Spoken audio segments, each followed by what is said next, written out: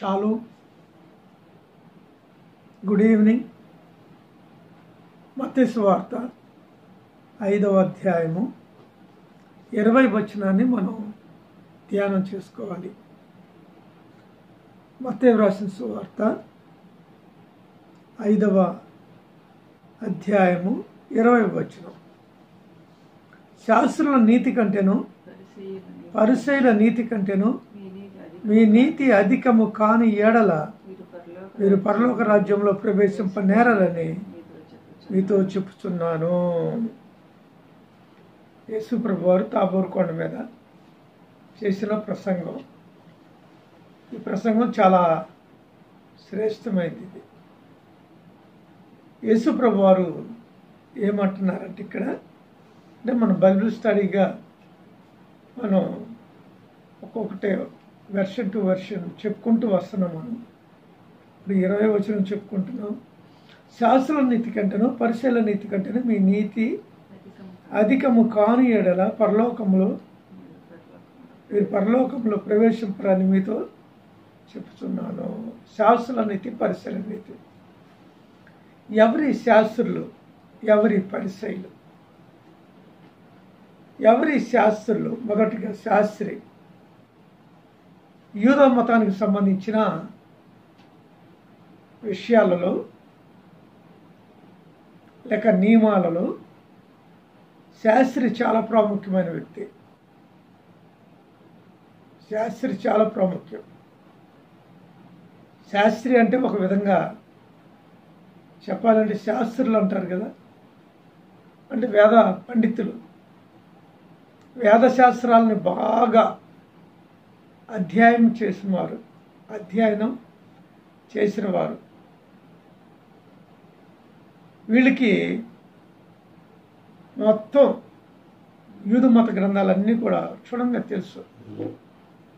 వాళ్ళు ఒక గురువుగారి దగ్గర ఉండి నేర్చుకుంటారు. వాళ్ళు నేర్చుకోవాలి అనే అభిలాష ఉన్న ప్రతి ఒక్కరు కూడా వాక్యాన్ని నేర్చుకోగలడు. ఏదో కాలక్షేపం కోసం ఏదో పని చేసుకుంటూ వెళ్ళిపోతారు కొంతమంది. కాలక్షేపం.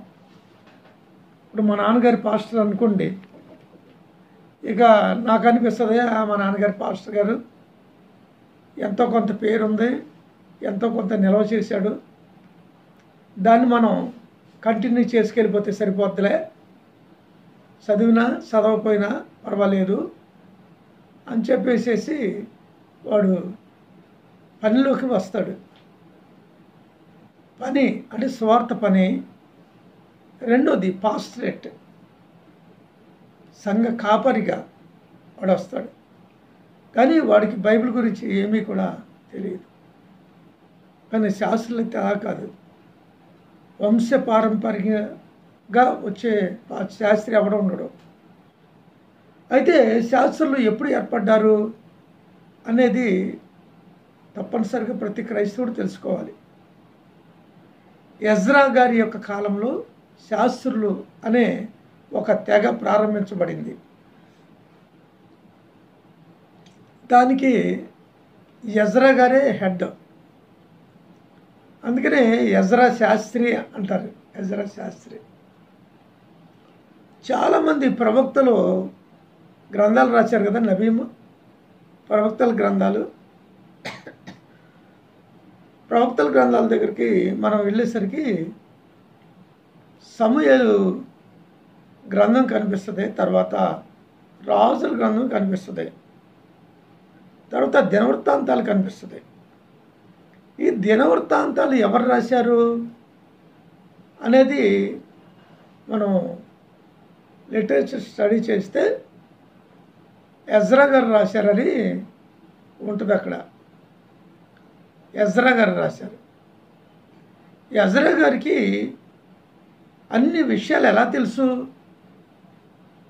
ఎజ్రా గారు రాసినన్ని వంశావళులు ఎవరు రాయలా. కారణం ఏంటంటే ఆయన గ్రంథాలని విశేషంగా స్టడీ చేశారు. డాక్టర్ బిఆర్ అంబేద్కర్ ఏ విధంగా అయితే స్టడీ చేశారో అదేవిధంగా ఎజ్రా గారు బాగా స్టడీ చేశారు. అందుకే రాజుల దగ్గర కానివ్వండి, ఎవరితోనైనా సంభాషించే సమయంలో కానివ్వండి, ఎజ్రా గారికి చాలా గౌరవం ఉండేది. చాలా ఇన్నోసెంట్ ఆయన, చాలా జ్ఞానవంతుడు. గ్రంథాలన్నీ కూడా బాగా పఠించి ఆయన పఠించినవాడు, అంటే అధ్యయనం చేసినవాడు. కనుక ఒక విధంగా చెప్పాలంటే యూదుల్లో ఎజ్రా చాలా గొప్పవాడు.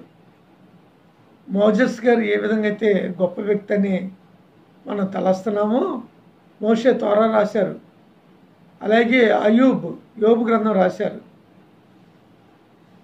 ఆయన రాశారు, ఈయన కంఠస్థం చేశారు, ఎజ్రా గారు కంఠస్థం చేశారు. అందుకని మోషే గారు గొప్పోడు. రెండోది, ఎజ్రా గారు కూడా గొప్పోడు. మోషే వరకే కాదు, కానీ మోషే తర్వాత ఎంతమంది అయితే ప్రవక్తలు యూదులకు ఉన్నారో వాళ్ళు రాసిన గ్రంథాలన్నిటిని కూడా క్షుణ్ణంగా అధ్యయనం చేశారు ఎజ్రా గారు. అందుకనే ఎజ్రా చాలా గొప్ప వ్యక్తి.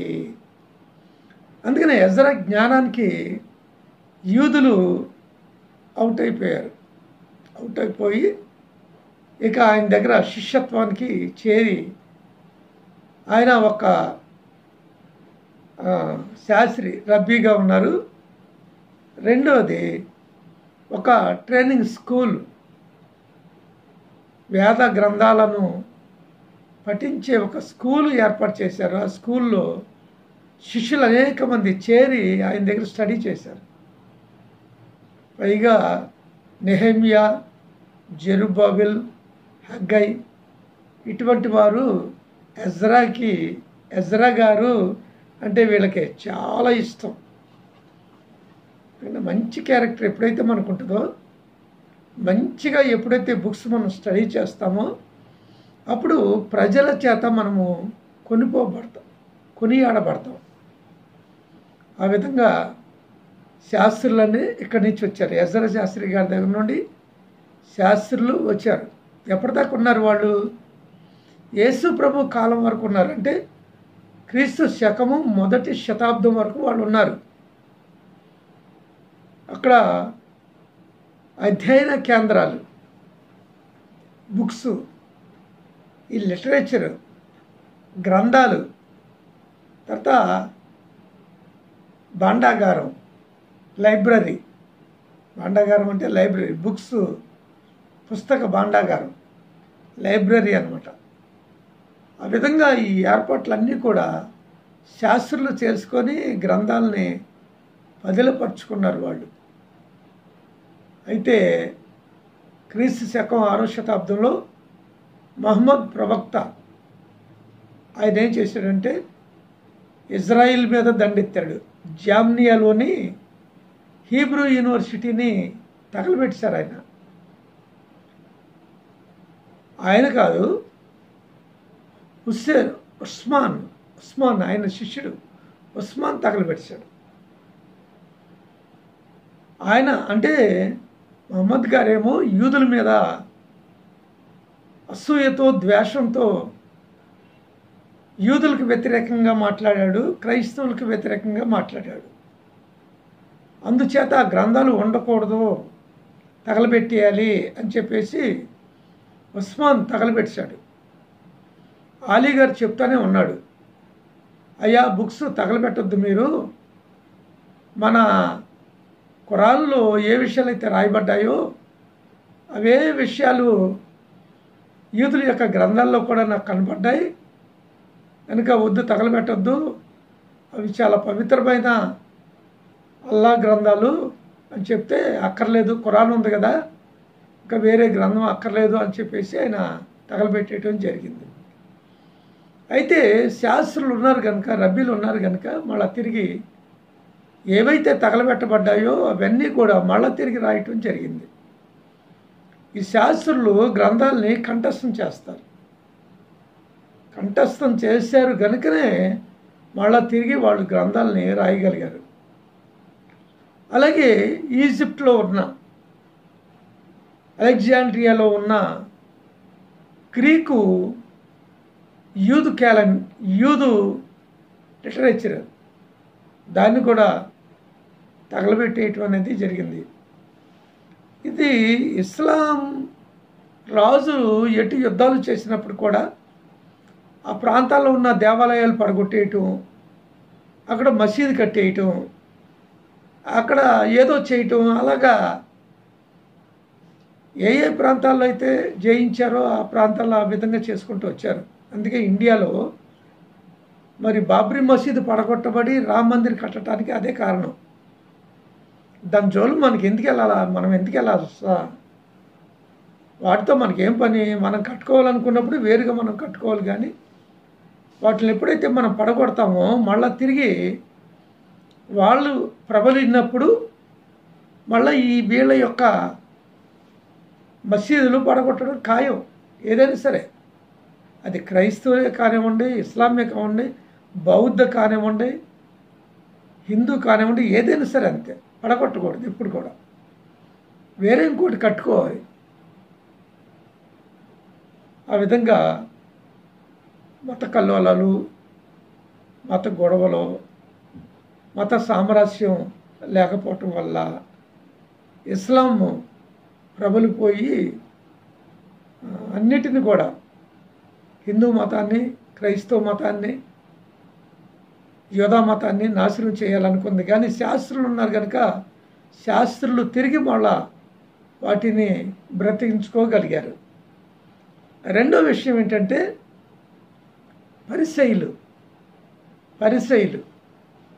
పరిసయ్యులు ఎప్పుడు ప్రారంభం అయ్యారో అనేది నెక్స్ట్ ఎపిసోడ్లో సెకండ్ సెషన్లో మనం చెప్పుకుందాం. షాలోమ్.